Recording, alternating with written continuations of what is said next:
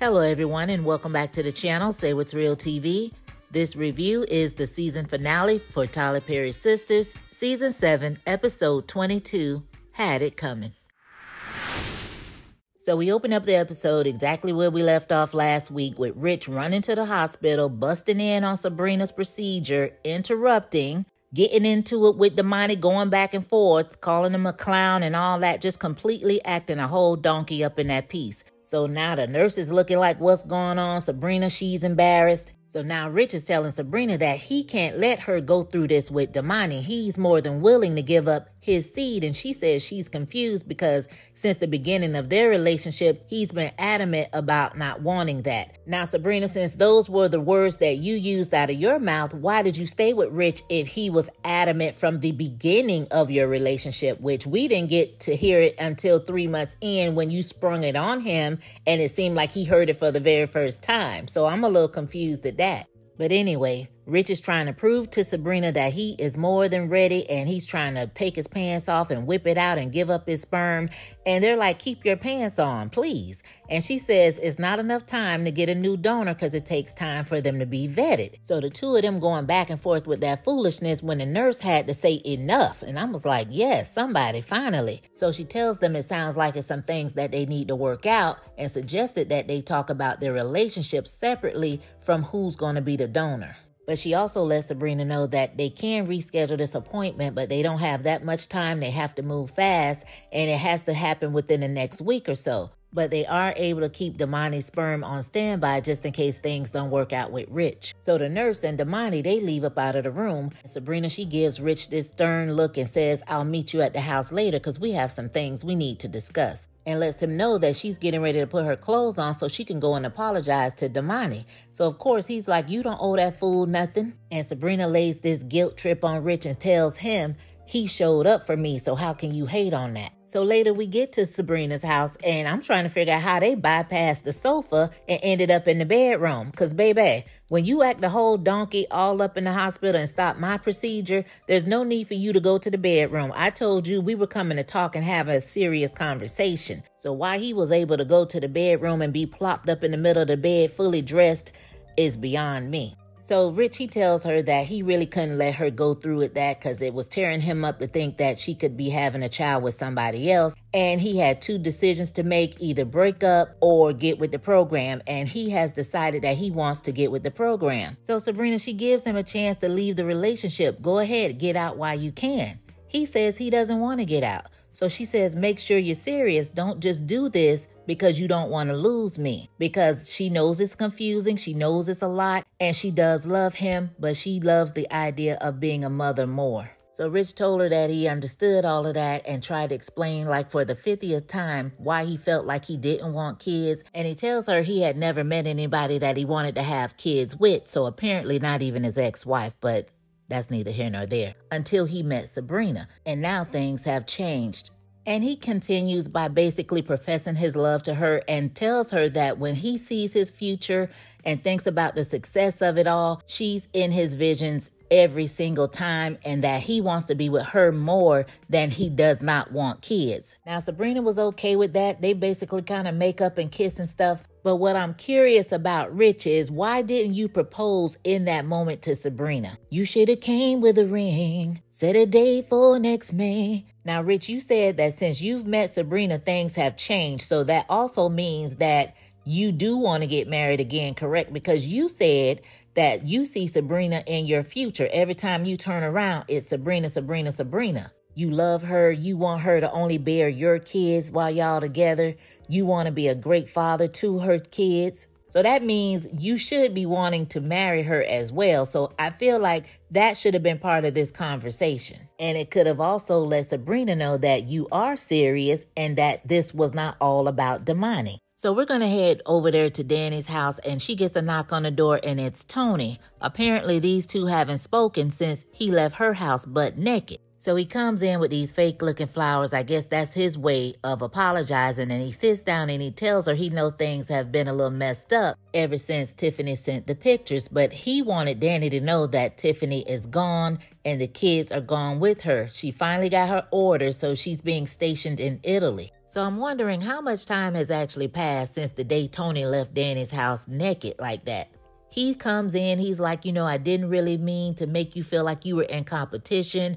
I didn't set good boundaries, even though he told Danny, I've told her like 1,000 times. And then he tells her that he's missed her, like he hasn't talked to or seen her in a while. So he tries to tell Danny that it's been her, it's always been her and nobody else. And Danny was like, are you only saying that now because Tiffany is gone? So Danny, she starts talking, so she's getting ready to say something like, I'm going to need you to something, and he just starts kissing her, and she kisses him back. He tells her that he's missed the affection between the two of them. So then he tells her whatever it was she was getting ready to say, don't forget it, because now he has to bounce and go help the kids pack. Just give him a few days. I'm like, wait a minute, player. Allow her to say whatever it is she was getting ready to say. You came over here to talk and have a conversation, right? Or was it just to blow smoke up her ass? Because I didn't even hear you apologize. But Danny, she really didn't give a damn. All she heard was Tiffany and them baby kids were out of her life for now, and that's all that mattered. So Tony did ask her to be patient with him.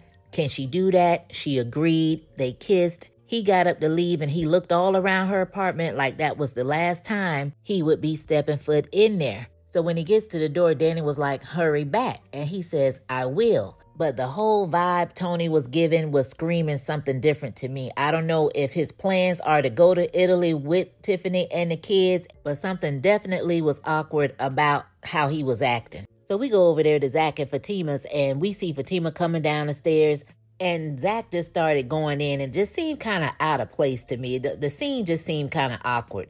So Zach, he just started going in like some drunk from 0 to 100. What the F you been? You just came running in here and stormed past me, and I've been waiting down here for you to get out the shower. Now, first of all, the Zach that we know would have already been upstairs in the shower with Fatima asking her what the hell was going on. Why was she running past him in the shovel and all of that? That's number one. Number two, this does not coincide with what we saw last week because Fatima has on the same exact outfit she had on when she was peacefully sitting at the table calling Madam. Where were you that you're saying that she ran past you to go take a bath? I'm confused.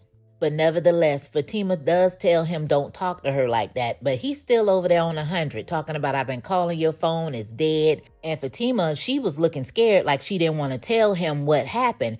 So she told him she went to see Gary about Andy. Things got a little physical after he put his security on her. And she told Zach, look, I'm fine. I'm good. I can handle myself.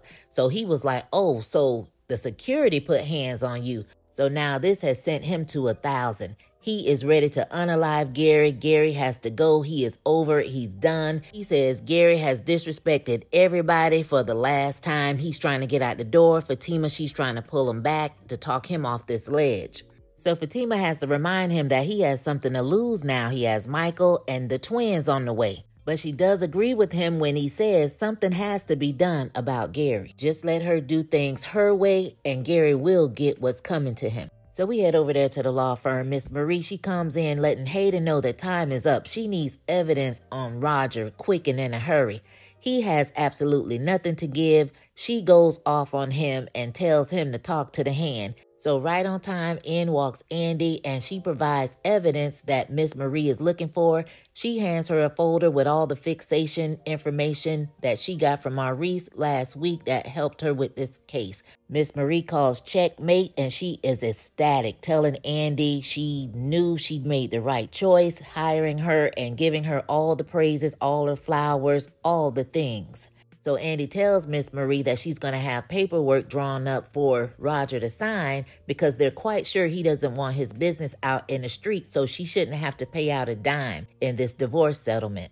So of course Hayden wanted to see what was in the folder, so Andy was more than happy for him to see it, and his face was on the floor and wanted to know how did she get the information. She told him she has her sources. Miss Marie told Andy that she liked her style and dismissed Hayden from the room.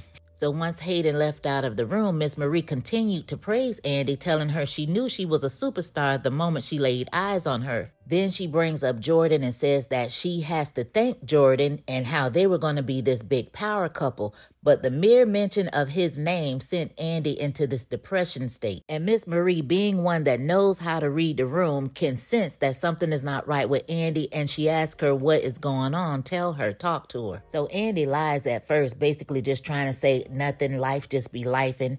Miss Marie was like, look, I'm no fool, because I feel like we are a lot alike, and that they pretty much don't let nothing stand in the way of what they're trying to do until a man comes around. So she's asking her again, what is going on? So Andy tells her everything, how Gary is forcing her to marry him and how he's trying to set up Jordan and ruin his reputation, and that both of their lives could be in danger if she doesn't acquiesce. So Mama Bear Marie told Andy, don't worry about a thing, let me see what I can do. I guess she getting ready to pull some strings. So Miss Marie had to tell Andy, don't ask any questions. Plausible deniability, right? Miss Marie also tells Andy that she's getting ready to go talk to the partners and to make sure she lets her know when the papers are signed.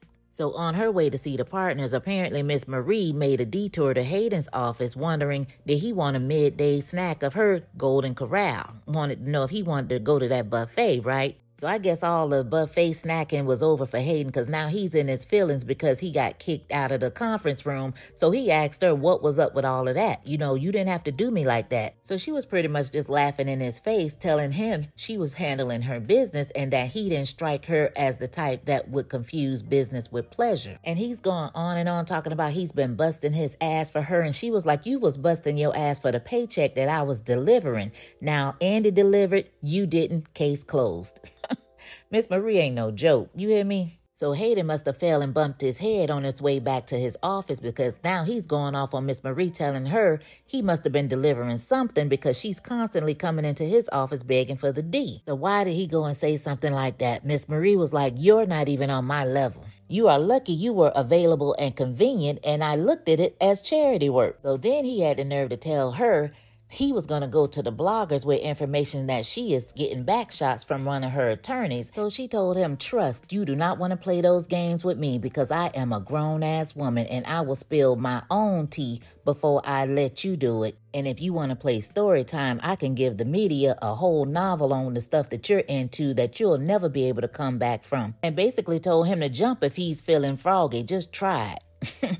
Told him, so long, Hayden, and walked out, leaving him sitting there looking stupid. So after Miss Marie left out of Hayden's office, Pam bumped into her and she recognized her and asked her, was she the one that gave her that fabulous edge cream? Pam said yes, and Miss Marie told her she really liked it and asked Pam, was she looking for any investors, because she can add some riches to them roots. So the two of them are going to link up, and Pam is probably going to be elevating soon. Now, Andy, we see her getting pulled back into the conference room by Mr. Benson. So he sits her down, making her think something is going wrong or she's in trouble, but she's really not. He tells her that Miss Marie came and spoke with them, told them all about the work that Andy has done on her case, and now she is bringing all of her legal affairs to the firm of Benson, Jones, and Barnes. And Andy, she catches on and notices that Barnes was added on, and she has now made partner, and of course she is so happy. She's thanking him, and he's telling her they still have negotiating to be done, but that is the plan. So Andy, she's in the conference room enjoying her good news when Hayden comes in talking cash noise about her almost blowing the case if it wasn't for him, and she has to bust his little bubble real quick and let him know she has made partner. She told him that his days are numbered and that now he reports to her. Now, what I want to know is, a while back, she said that if she ever made partner, Hayden was going to be the first one that she fired. So we'll see how long that takes to happen. So Hayden having an extremely bad day. He goes home to Tamara, who's of course not doing anything but sitting on the sofa, looking at her phone, doing absolutely nothing. So he starts fussing at her about not having a house cleaned or having a cooked meal on the stove while he's out there busting his behind for her to sit home all day in a lap of luxury. So she tells him she doesn't see any rings on her fingers, and they basically start going back and forth. She brings up Miss Marie again. He brings up her phone. She's like, it's my phone, and then he snatches it, and they get the tussling and tussling. He has her pent down with one hand and holding the phone with the other one, getting the eye full. He is finally seeing the video of Tamara and Gary having sex, and he can't believe it. She takes her phone back, and he wants to know, have you been messing with him this whole time? She's apologizing with them crocodile tears. He went to talking about, I loved you, I took you back after all of that stuff. And she says, well, it was just sex.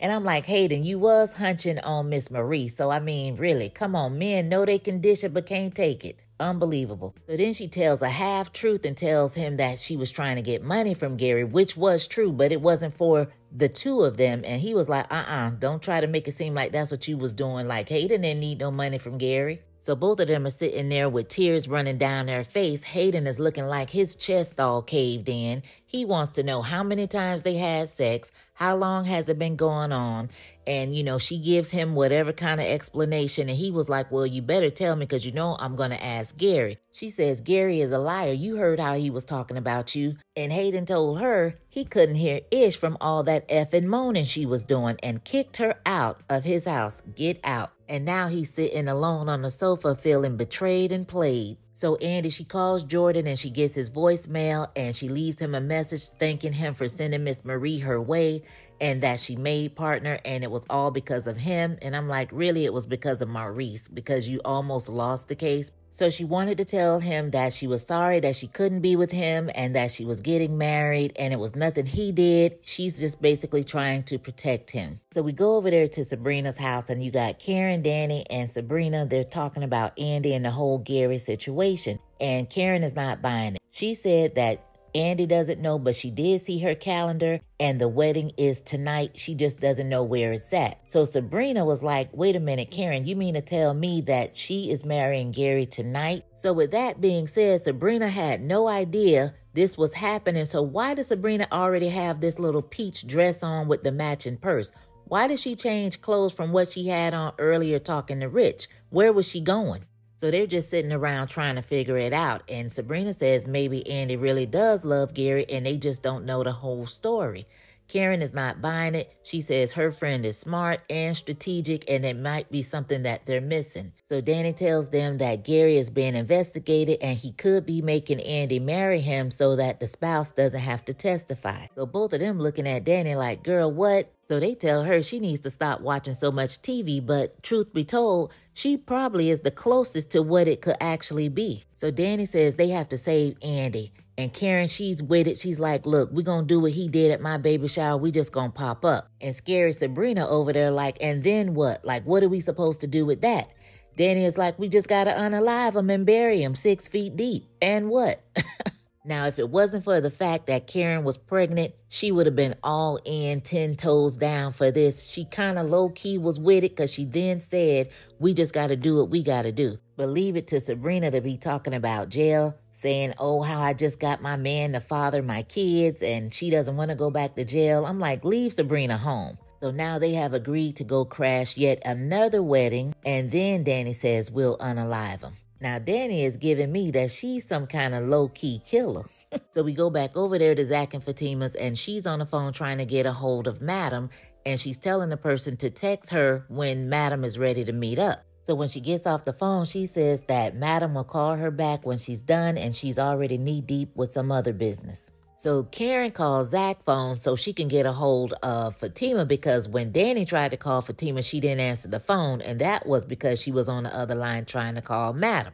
So anyway, they all on a three-way. They're begging Fatima to let them know where this wedding is supposed to be because we know that she gets all of Andy's emails and whatever's on her calendar and all this and that. So Fatima, she's dragging her feet about it because she says that Andy was hell-bent on, going through with this. She knows she's in trouble, but Andy begged her not to tell. And Fatima says that she thinks it's a waste of time. The girls were like, that's a chance that they're willing to take. So Fatima says she'll send them the address. So once Fatima hangs up, she texts them the information and she tells Zach she'll be right back. He's like, well, where you going? She was like, well, if they're planning something, we gotta be there. And Zach was like, well, why do we have to go? And I'm like, Fatima, this contradicts what you just said earlier. If you know Zach has something to lose, you also have something to lose.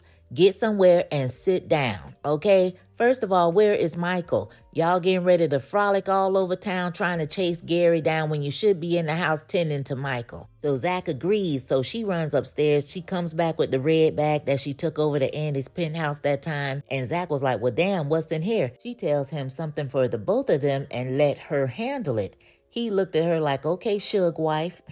So Andy, she goes in and try to talk to Gary, trying to talk him out of this, saying she won't testify against him or anything. So Gary, of course, wasn't having it and just threatened to release Jordan's dirt. So he told Andy he'll ruin Jordan's career, and she was like, no, she can't have that. And that's when he got upset, calling her pathetic, telling her that she ruined his life. I'm like, Gary, please. And then the fool tried to make her sign a wedding certificate, and she couldn't help but laugh and told him, we have to do that after the wedding. So she tries to play the game, telling them they can work something out. Gary didn't want to hear any of that and basically just dismissed her after talking to her like she was some kind of child or something. So Hayden, clearly upset and hurt, calls Gary, sniffing and snotting, basically trying to check his temperature. He asks him where he's at. Gary tells him he's getting married, he's marrying Andy, and that he should stop by and bring Tamara. It's the nerve of it all for me. So Hayden tells him no because him and Tamara are not seeing eye to eye. So Gary says, I told you her lying ass was no good. So Hayden is super tight at this point. The more Gary talked, the more he was playing in Hayden's face, the madder he was getting. And Hayden said, look, I think I will pull up. What's the address? He hangs up the phone with Gary and he starts beating the steering wheel up, calling him a BAN and just waterworks just everywhere, snot everywhere. I'm like, Hayden, don't hate the player, hate the game. You were also sleeping with somebody else, sir. So we go back over there to the wedding site and we see Andy and Hudson sitting there. Nobody else is there. Danny, Karen, and Sabrina, they come in and Hudson jumps up telling them this is a private event. They can't be there. Basically, they told him they don't see him. Sit down, get out of our face. He over there talking about he going to get Gary. They didn't give a damn. So Andy asked Hudson to give her a minute with the girls. They basically just try to convince her not to do this. They know she's not that dumb. And she keeps trying to say this is what she wants. This is what her life is like. They're telling her she's lying and they're not leaving her there with Gary. Then out of the blue, Jordan shows up. So he asks the girls, can he talk to Andy? And they leave. And she wants to know how did he find her? And he said that he followed Hudson. So they do this same old song and dance for about 10 minutes. And Andy keeps saying, no, you can't do this. No, you got to go, blah, blah, blah. He's like, I'm going to fight for us. I'm going to fight for you and yada, yada, yada. So Jordan, he walks off from Andy. We don't know where he went. And then just out of the blue, she starts daydreaming about this montage of both of the relationships. And I'm like, girl, what is this? So when she snaps back into reality, she's standing there with Hudson waiting for Gary. And she's like, where is he? Hudson says he'll call him. And she said, no, she'll go and get him so they can get this over with. So she storms to the dressing room where Gary was and she's fussing and getting her dress from out of the door with her back turned. And all of a sudden when she gets in there, she turns around and Gary is laid out on the floor with a knife stuck in his chest. So Andy, she pauses at first. She looks around. She fixes her hair. Then she lets out the fakest scream I've ever heard. And that is the conclusion of season 7. Woo, child. One time for the one time. Who do you guys think stabbed Gary? There are so many options, but I find it odd that as long as Andy was standing up there daydreaming, standing up there with Hudson, there seemed to be nobody else around them. Like, what happened to the girls? What happened to Jordan? What happened to Zach and Fatima making it? What about Hayden making it? Like, where was everybody at? It just seemed so quiet. Why was there no furniture moving in the back as if there should have been some type of scuffle where Gary was? Like, it just didn't make sense. So hopefully this wasn't all a dream. I was looking for something a little more explosive, a little more chaotic throughout the entire episode. But hey, it is what it is. This episode was written by Lucien Adderley and Richard Byrd Wilson. Drop down in the comments, let me know what you thought about the episode. Let's talk about it. As always, you guys, thanks for all of the support on the channel. Thank you for commenting. Thanks for watching. Thanks for listening. And until the next time, peace.